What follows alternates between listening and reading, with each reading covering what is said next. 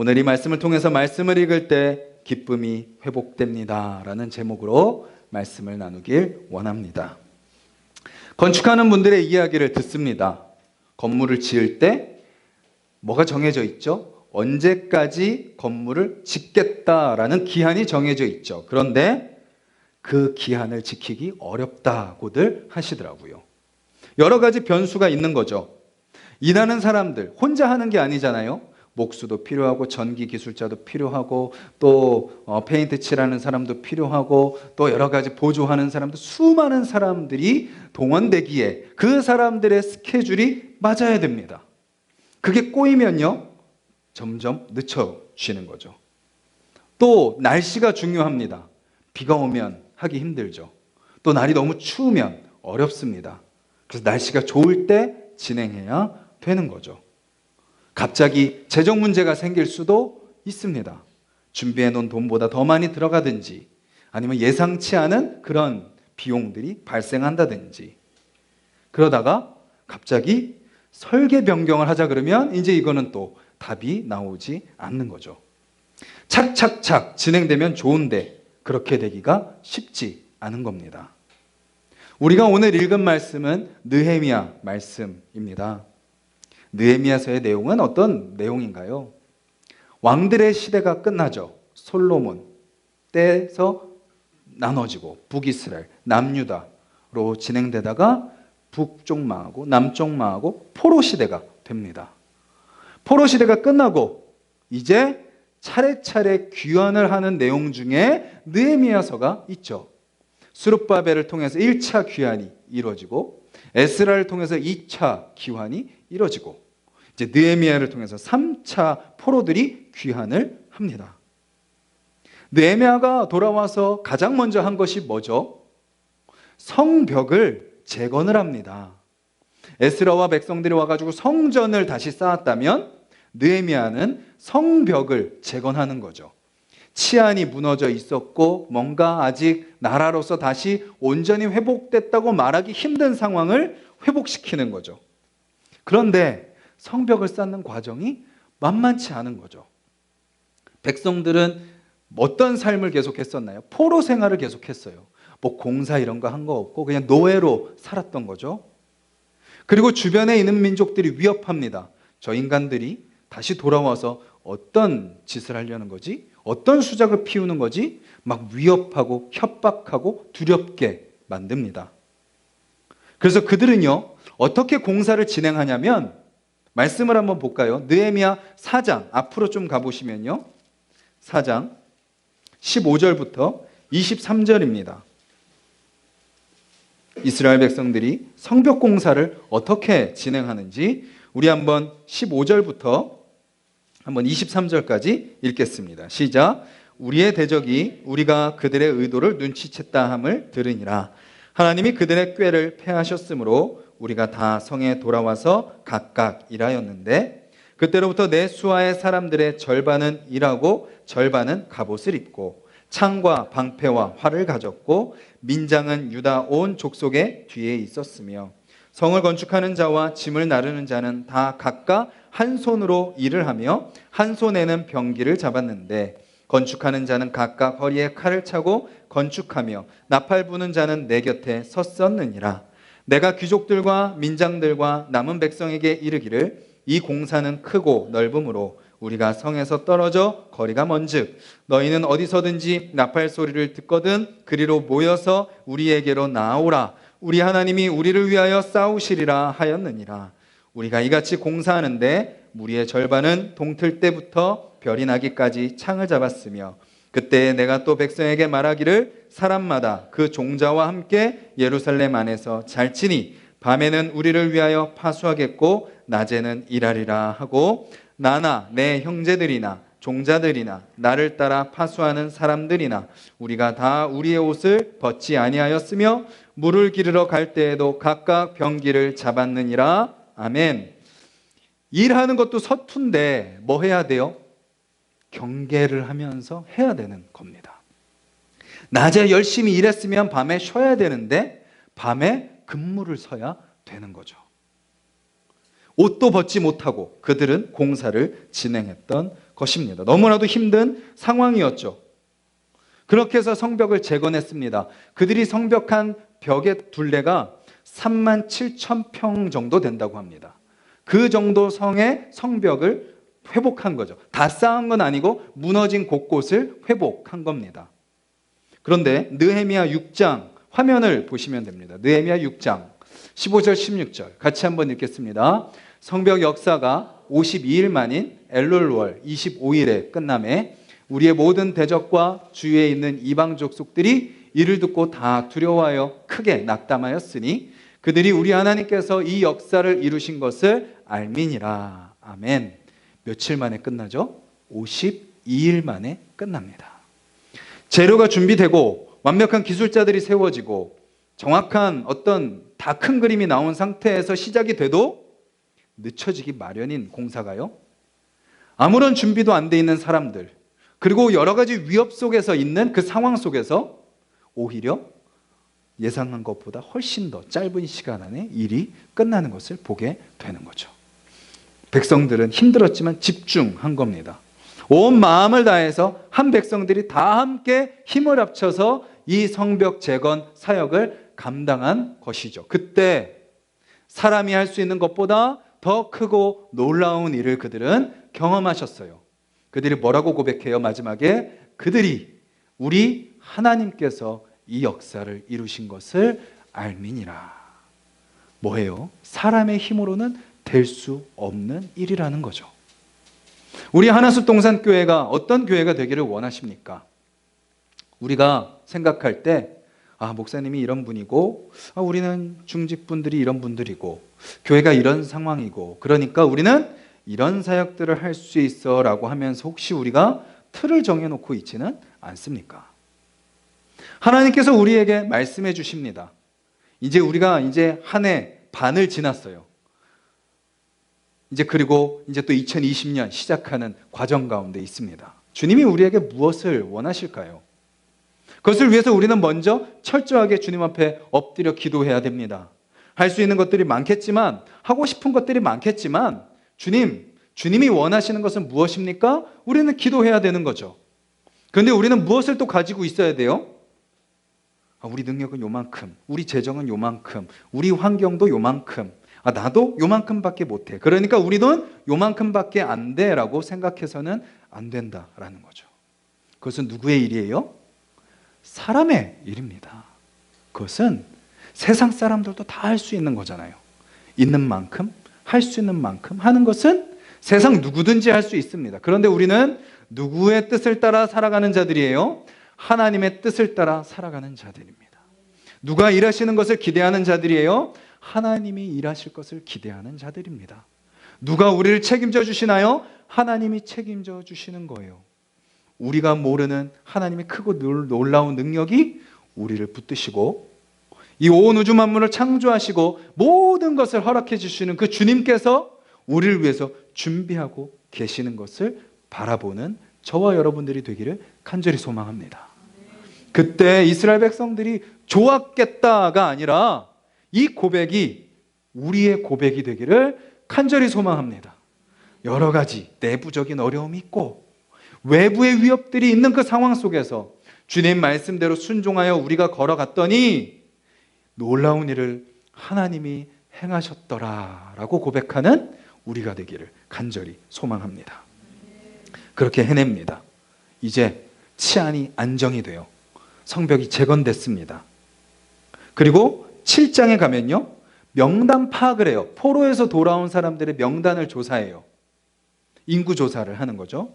그리고 오늘 8장 1절에 보면 뭐라고 이야기하냐면 각자 자기들의 성읍에 거주하였더라라고 이야기합니다. 좀 어떤 느낌이 드세요?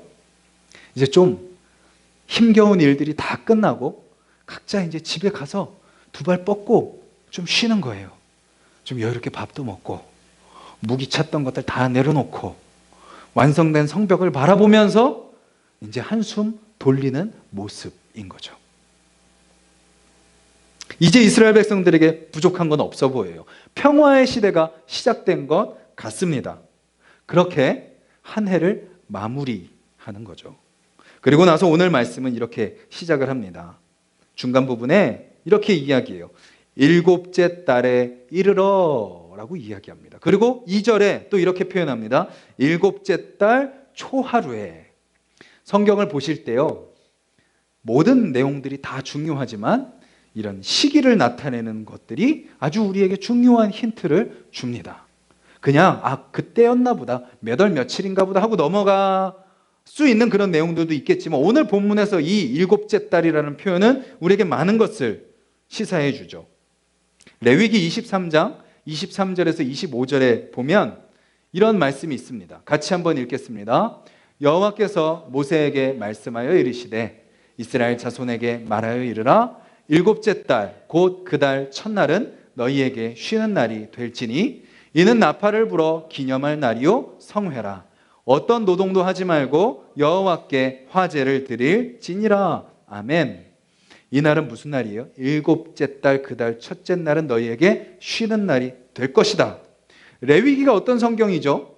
하나님의 백성들에게 주시는 법이에요. 법. 그래서요, 구약에서 가장 중요하고 중요한 말씀을 꼽으라 라고 이야기한다면 모든 말씀이 다 중요하지만 그 중에 가장 핵심은 뭐예요? 레위기입니다. 왜냐하면 하나님의 백성이 창조되었고 인도하심을 받아서 어떻게 살아가야 되느냐를 알려주는 것이 바로 레위기이기 때문입니다. 거기에 뭐라고 말씀하세요? 일곱째 달 그 달 첫째 날은 쉬는 날이다, 성회다, 화제를 드려라 라고 이야기한 것을 오늘 성벽을 재건한 느헤미야와 백성들이 그날을 지키고 있는 겁니다. 그날은요, 히브리어로 로시 하사냐라고 부릅니다. 로시 하사냐. 지금도 지켜요. 이스라엘 백성들에게는 이 날이 설날과 같은 날입니다. 새해 첫날과 같은 날이에요. 우리로는 9월 달입니다. 그런데 이스라엘 백성들은 자기들의 절기를 따라 이 날을 새해로 지키는 거죠.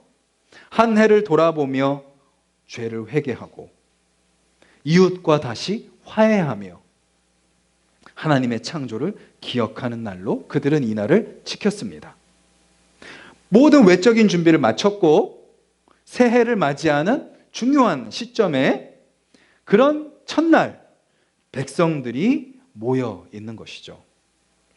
여기 보면요, 또 이런 표현이 있습니다. 모든 백성이 일제히 수문 앞 광장에 모여라고 나와 있죠. 일제히 모여 있습니다. 왜 모여 있죠? 그들이 왜 일제히 한 마음으로 한 몸이 되어서 모여 있나요? 1절 뒷부분에 이렇게 이야기하죠. 학사 에스라에게 여호와께서 이스라엘에게 명령하신 무엇을 가져오길 청해요? 모세의 율법책. 이게 뭐예요? 모세 오경이죠. 창세기, 출애굽기, 레위기, 민수기, 신명기. 물론 이것이 5권 정권이었는지 아니면 일부인지 정확한 기록은 없지만 모세 율법책 하면 보통 우리가 모세 오경을 이야기합니다. 백성들이요, 새해 첫날에 모여서 학사 에스라가 말씀을 맡은 사람이죠. 그 에스라에게 요청을 하는 겁니다. 우리에게 말씀을 가져오셔서 읽어 주시옵소서라고 요청을 하고 있는 내용이 1절의 내용인 거죠. 왜 그들은 이 요청을 할까요? 외적인 부분은 다 이뤘는데 아직 뭐가 채워지지 않는 거예요? 내적인 부분이 아직도 채워지지 않은 겁니다. 우리는 신앙생활을 하면서 깨닫습니다. 뭘 깨닫죠? 외적인 성취가 내적인 성취를 보장해주지 못한다는 것을 깨닫죠. 많은 것을 합니다. 눈에 보이는 많은 섬김과 봉사를 해요. 그런데요, 내 안이, 내 영혼이 채워져 있지 않으면 어때요? 공허합니다. 그것은요, 규모가 커지면 커질수록 공허함도 더 커집니다. 그리고 언제 우리가 시험에 들죠? 교회에서 열심히 외적으로 드러나는 일에 많은 수고와 노력을 기울이고 거기에만 전념하고 뭐를 채우지 않을 때, 내 내면을 채우지 않을 때 우리는 주변에서 오는 상황과 환경과 반응으로 우리의 빈 내면이 큰 타격을 입게 되는 거죠. 저도요, 외적인 것을 많이 추구했던 사람입니다. 자존감도 낮고 자신감도 없고 내면이 늘 비어 있었어요. 늘 붕 떠 있는 것처럼 사는 삶 있잖아요. 뭔가 중심이 딱 잡히지 않고 사는 삶. 그래서 제가 어릴 때는요, 외적인 것으로 채우려고 했는데 옷이 저한테는 되게 중요했어요. 옷. 브랜드가 어디 거냐? 비싼 옷이냐 안 비싼 옷이냐? 부자도 아닌데 막 그런 것을 중요하게 여겼어요. 할 수 있는 한 좋은 옷을 입으려고 막 애썼죠. 스마트폰이 막 나오기 시작할 때 저는 남들이 쓰는 거 안 썼습니다. 블랙베리라고 들어보셨나요? 전화기에 자판이 달려 있습니다. 꾹꾹꾹 누르는 그런 자판. 네, 지금은 쓰는 사람도 거의 없어요. 회사도 있는지 모르겠어요. 근데 그걸 통해서 시선을 받고 싶은 거죠. 나는 달라. 그리고 어릴 때부터 차를 너무 좋아했어요. 그래서 그래도 남자가 이 땅에 태어났으면 외제차 한 번은 끌어봐야지. 이런 생각을 가지고 있었죠. 그리고 또 신앙생활에서는 또 뭘 추구했냐면 끊임없이 사람들을 찾아다닌 거예요. 내 얘기를 좀 들어줬으면, 또 내가 그 사람에게 의미가 있는 사람이었으면, 또 내 상황을 그 사람이 들어주고 나를 좀 인정해 줬으면, 끊임없이 사람을 찾아다녔죠. 하지만 내적으로 채워지고 있는 지금은 어떨까요? 옷은요, 저의 지금 모토는 다를 때까지 입자입니다. 다를 때까지 입자. 그리고 단 거는 보이지 않는 데는 꼬매면 되더라고요. 네. 그래서 꼬매서 입고 기워서 입고 가리면 되고 다른 걸로. 네. 스마트폰은 무조건 중고로 삽니다. 요금제는 알뜰폰 요금제입니다. 네. 자동차는 지금 저에게 아반떼가 에쿠스급입니다. 그래서 좋은 차는 잘 안 탑니다. 타면 다시 아반떼가 아반떼로 느껴지기 때문이죠. 그냥 저에게는 지금 있는 것, 그것에 저에게 가장 좋고 가장 저에게 하나님이 주신 것이라는 생각을 갖고 살게 되는 거죠. 더 이상 외적인 것이 저한테 중요한 것이 아닌 거예요. 그리고 사람에게도 마찬가지입니다. 많은 이야기들이 들리죠. 예전 같으면 바로 쫓아갑니다. 왜 그런 얘기 하십니까? 도대체 뭐가 잘못됐습니까? 듣지 않으면 속이 풀리지 않는 거예요. 근데 지금은 그것이 저한테 큰 문제가 되지 않아요. 아, 내가 부족한 부분이 있나 보다. 주님 앞에 기도하는 거죠. 겉으로 성공한 사람들이 쉽게 빠지는 함정이 뭐죠? 내적인 공허함이 함정입니다. 열심히 공부해서 의사가 되셔요. 모든 의사가 그런 건 아닙니다. 일부겠죠. 그런데 비도덕적인 모습들 계속 보이잖아요. 열심히 치열해서 우리나라에서 가장 높은, 가장 좋은 직업이란 검사라는 그 직업을 얻었습니다. 성적으로 참 이상한 모습들 보여지죠. 겉으로는 화려하고 모든 것을 다 가진 것 같은 연예인들의 모습 어떤가요? 앞에서 보이는 모습과 너무나 다른 이면의 모습들 지금도 드러나고 있지 않습니까? 대형교회 목사님들 많은 것을 잃었고 큰 건물을 짓고 많은 성도들을 데리고 신앙생활을 하는 것 같지만 그 이면에 그런 모습들 너무나도 많은 것을 보이게 되죠. 이스라엘 백성들도 마찬가지예요. 외적인 거 다 이뤘어요. 근데 뭐가 채워지지 않는 거예요? 내면이 채워지지 않는 겁니다. 그리고 그것을 채워줄 것을 찾는 거죠. 이스라엘 백성들에게는 많은 옵션이 있었어요. 주변에 이방 민족들도 있었고요. 그들이 포로 생활할 때 그 포로 자기들을 부렸던 사람들이 했던 문화들도 있었습니다. 그리고 조상들이 했던 것처럼 우상들을 섬길 수도 있었어요. 수많은 옵션들이 있었습니다. 자기들에게 재밌는 것, 만족되는 것, 하고 싶은 것, 끌리는 대로 그들은 선택할 수 있었어요. 그런데 그들은 그러지 않았습니다. 세상에 끌리는 것들, 리차드 포스터라는 기독교 작가는 대표적으로 세 가지를 정리하죠. 돈, 섹스, 권력. 여러분들은 여러분들의 내면을 채우기 위해서 무엇을 찾으십니까? 무엇으로 여러분들의 내면을 채우려고 하십니까? 잔고에 돈이 많으면 뭔가 막 재산이 많아지면 내가 내 내면이 채워지겠지. 또 막 열심히 수고해서 뭔가 성취를 이루고 나서 찾아오는 그 공허함, 허탈함, 그것을 혹시 쾌락으로, 또 돈 그런 것보다도 권력이 있으면 돼, 이것이 있으면 제일 안전해 라고 생각하면서 혹시 그것을 찾아다니고 있지 않습니까? 근데 이스라엘 백성들은요, 그런 것들을 선택하지 않았습니다. 그들이 선택한 것은 바로 하나님의 말씀이었습니다. 여호와께서 이스라엘에게 명령하신 모세의 율법책, 창출, 레민신. 어떻게 보면 우리가 읽기 가장 어려워하는 본문인 그 말씀을 이스라엘 백성들은 요청한 것이죠. 그럼 그들은 어떻게 그 말씀을 선택했을까요? 왜 그들은 말씀을 선택했을까요? 우리가 이스라엘 백성들의 그 역사를 잘 알잖아요. 모세가 그렇게 말씀 지키라 그래도, 여호수아가 그렇게 말씀 따라 살라 그래도, 사무엘이 그렇게 외쳐도, 다윗이 그렇게 보여줘도, 선지자들이 그렇게 외치고 떠들어도 말씀에서 떠나갔던 그들이었잖아요. 우리가 그런 이스라엘의 역사를 잘 알고 있지 않습니까? 그럼에도 불구하고 그들이 오늘 말씀 앞에 서는 이유는 뭐죠? 오히려 백성들이 학사 에스라한테 말씀 좀 읽어주십시오 요청하는 이유가 뭐죠?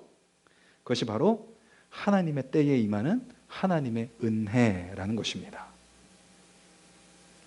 놀랍게도요, 이 상황을 하나님은 이미 말씀하시고 약속해 주셨습니다. 예레미야 32장 말씀입니다. 39절, 40절 한 목소리로 같이 읽겠습니다. 시작. 내가 그들에게 한 마음과 한 길을 주어 자기들과 자기 후손의 복을 위하여 항상 나를 경외하고 하고 내가 그들에게 복을 주기 위하여 그들을 떠나지 아니하리라 하는 영원한 언약을 그들에게 세우고 나를 경외함으로 그들의 마음에 두어 나를 떠나지 않게 하고. 자, 여기 지금 주어가 누구죠? 내가는 누구인가요? 하나님. 하나님이 어떻게 하신다는 거예요? 한 마음과 한 길을 주겠다. 여기 지금 본문에 느헤미야 나오는 것처럼 모든 백성이 어떻게 모였어요? 일제히 모였습니다. 일제히라는 것은 한 마음으로 모였다라는 것입니다. 하나님이 예레미야에게 예언해 주신 말씀이잖아요. 너네 포로 생활 할 거야. 근데 포로 생활이 끝이 아니야. 다시 내가 너희를 건져낼 거야. 그리고 나서 내가 너희들에게 이렇게 할 거야 라고 약속해 주시는 이 말씀이 오늘 우리가 읽은 느헤미야 8장에서 이루어지는 거죠. 그리고 셋째 줄에 항상 나를 경외하게 하고. 오늘 우리가 느헤미야 말씀을 보면요, 8장 6절에 이런 말씀이 나옵니다. 아마 화면에 있을 겁니다. 느헤미야 8장 6절. 없나요? 네, 그러면 제가 읽겠습니다. 에스라가 위대하신 하나님 여호와를 송축하며 모든 백성이 손을 들고 아멘 아멘 하고 응답하고 몸을 굽혀 얼굴을 땅에 대고 여호와께 경배하니라. 우리는 사실 한글로 된 성경을 읽는 것도 어렵고 머리가 쥐가 나고 그럴 텐데 이스라엘 백성들은 허허벌판에 모든 백성들이 서서 에스라는 나무 강단에 서서 말씀을 읽고, 그리고 그 말씀은 히브리어였습니다. 이들은 아람어를 쓰는 사람들이었어요. 1차적으로 알아듣지도 못해요. 그런데 그 말씀이 하나님의 말씀이라는 것만 알고 그것을 믿고 그들은 어떻게 반응하는 거예요? 아멘, 아멘 반응하는 겁니다. 우리가요, 설교할 때 또 기도할 때 중간에 아멘, 아멘, 때로는 이게 불편하신 분들이 있어요. 근데 그게 어디서부터 시작됐어요? 성경 안에 있습니다. 이스라엘 백성들이 먼저 시작한 거예요. 순간순간마다 은혜가 될 때 선포하는 거죠. 그 말씀이 나에게 이루어짐을 믿습니다. 아멘, 아멘 하고 응답하고 뭐 하는 거예요? 엎드려 머리를 땅에 대고 경배하는 거죠. 예레미야에게 하신 말씀, 항상 나를 경외하게 하고 나를 경외함을 그들의 마음에 두겠다라는 그 말씀이 오늘 이 이스라엘 백성들에게 이루어지는 것입니다. 하나님께서 주시는 거고 하나님께서 경외하게 하시는 거고 하나님께서 마음을 갖게 하시는 겁니다. 그 은혜가 지금 우리에게도 있는 거죠. 우리가 이 자리에 왜 모여 있습니까? 세상에 수많은 것을 선택할 수 있음에도 불구하고 여기 왜 와 계십니까? 우리 눈앞에 하나님 말고, 복음 말고, 말씀 말고, 신앙생활 말고, 섬김 말고, 예배 말고, 찬양 말고, 기도 말고 선택할 게 수두룩한데 우리는 이 자리에 왜 있습니까? 더 자극적이고 더 재밌어 보이고 더 좋아 보이는 것들이 우리를 유혹함에도 불구하고 우리는 왜 좀 어색하고 딱딱하고 낯설고 좀 긴장되고 그런 이 예배 자리에 와 있는 이유가 무엇입니까? 더 거룩해서인가요? 저와 여러분들이? 더 경건해서인가요? 더 신실해서인가요? 그런 거 아니라는 거 저와 여러분들이 너무 잘 알잖아요. 예배 오기 전 모습만 봐도 예배 드리는 내가 참 이중적이다 싶을 때가 얼마나 많습니까? 우리가 이 자리에 앉아 있는 이유는 무엇입니까? 오직 하나님의 은혜입니다. 우리를 택하시는 은혜, 부르시는 은혜, 모아주시는 은혜, 말씀으로 인도하시는 은혜. 그 은혜로 우리는 여기에 있는 겁니다. 그 은혜에 반응해서 우리가 이 자리에 와서 이곳에서 무엇을 경험하나요? 그 하나님의 은혜의 풍성함을 경험하게 되는 거죠. 저와 여러분들이 예배를 드릴 때, 이 예배를 바라볼 때 그냥 일주일에 한번 가야 되는 어떤 순서로 생각하지 않는 저와 여러분들이 되기를 간절히 소망합니다. 하나님의 은혜에 대한 반응으로 내가 예배를 드리는 겁니다. 보는 것도 아니에요. 그냥 앞에서 목사가 잘 이야기하나, 찬양팀 노래 잘하나, 오늘 뭐 PPT 틀리지 않나 이런 거 보는 게 아니에요. 뭐예요? 내 마음과 내 모든 것을 하나님께 드리는 겁니다. 하나님께 맡기는 겁니다. 그 은혜에 반응하는 겁니다. 그렇다면요, 예배를 사랑하게 되는 겁니다. 사랑하는 사람과의 만남 어떻게 우리가 오죠? 막 가기 싫은데 억지로 막 겨우겨우 막 준비해서 오나요? 2시간 전부터 막 준비합니다. 막 기분이 들떠가지고 막 오는 거죠. 어떤 말을 할까 막 머릿속으로 계속 생각합니다. 어떤 모습으로 만날까? 어떻게 해야 그 사람이 나를 더 좋게 볼까? 그것이 모든 고민인 거죠. 저와 여러분들이 예배 가운데 올 때 어떤 마음이신가요? 저는 아직도 두렵고 떨립니다. 예배가 아직도 어렵습니다. 앞에서 처음부터 끝까지 인도하는 게 되게 이제는 좀 자연스러워 보이시나요? 끝나고 나면 온몸의 긴장이 확 풀립니다. 진짜 찬양하러 올라오기 그 순간이 저에게는 가장 두렵고 떨리는 순간입니다. 그런데 오늘 저도 말씀을 준비하면서 그런 마음들을 내려놓게 되더라고요. 더 잘하고 싶은 거죠. 더 좋고 싶은 거죠. 더 성도님들이 잘 됐으면 좋겠는 거죠. 그런데 그것이 다 저의 욕심인 거죠. 그저 하나님이 원하시는 건 뭐예요? 하나님의 은혜를 누리길 원하시는 거예요. 우리의 긴장이 풀리고 우리의 표정이 다시 풀어지며 우리의 가득 찬 생각들을 하나님께 내려놓고 다시 어린아이처럼 하나님께 우리의 모든 것을 다 맡겨드리는 시간이 바로 이 예배의 시간, 은혜의 시간이라는 거죠. 그래서요, 그들이 그렇게 말씀을 듣습니다. 말씀을 들어요. 그 말씀을 듣는 이스라엘 백성들이 어떤 반응을 보이죠?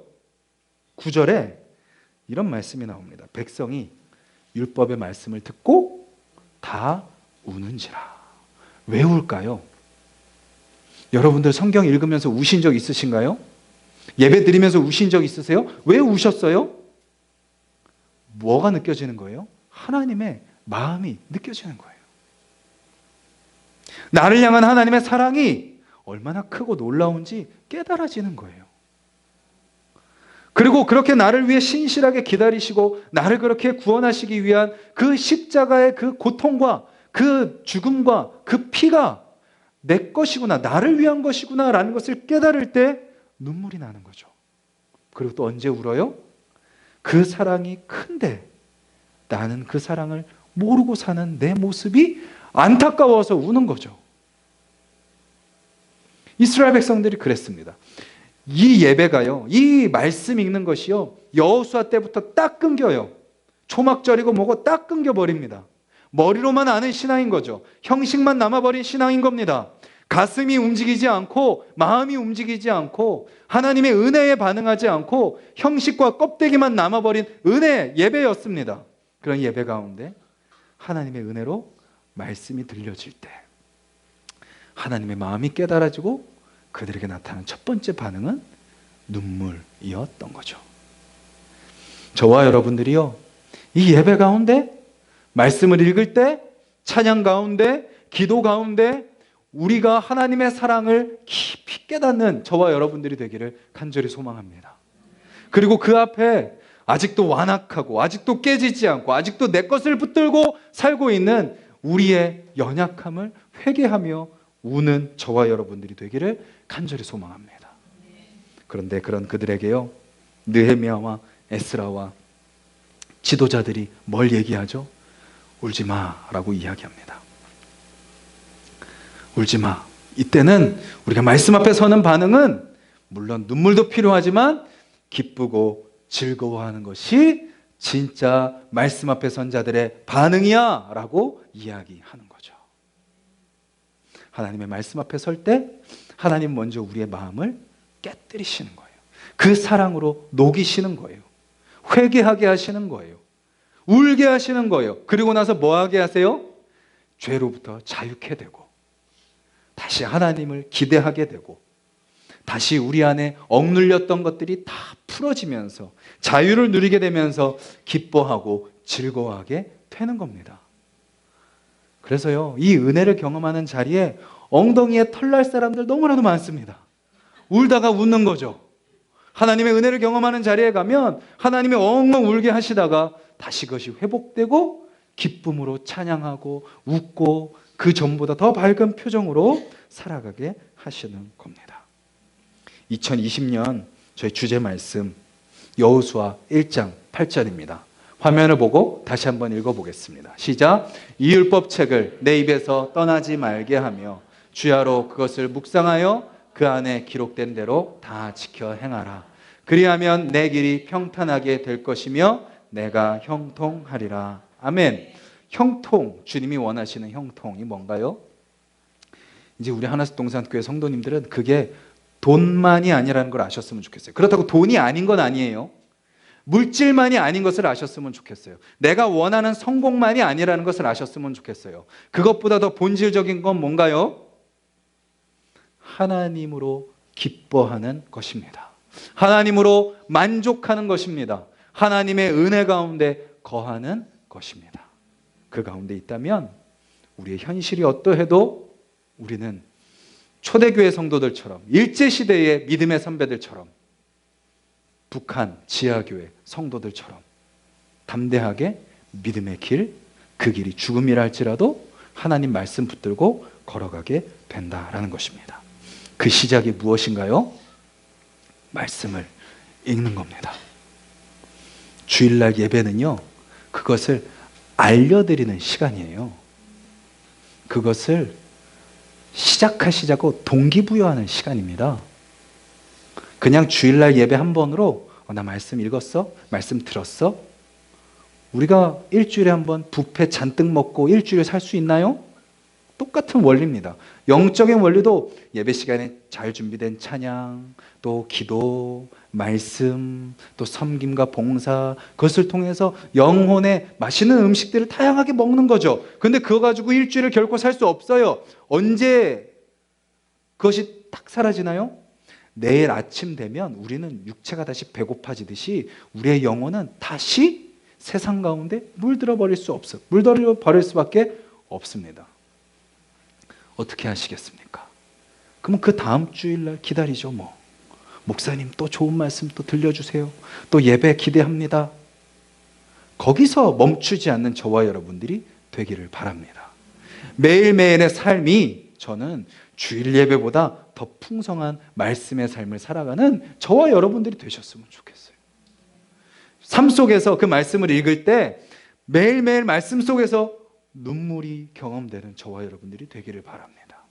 일주일을 기다리지 않아도, 예배로 모이지 않아도 내 삶 속에서 말씀을 성실히 읽음으로, 또 나 혼자뿐만 아니라 공동체가 같이 읽음으로, 같이 기도함으로, 같이 찬양함으로 같이 하나님 나라를 위해서 각자의 자리에서 함께하고 있다는 것을 영적으로 소통함으로 저와 여러분들의 삶이 이 하나님의 형통을 경험하는 삶이 되기를 주님의 이름으로 간절히 소망합니다.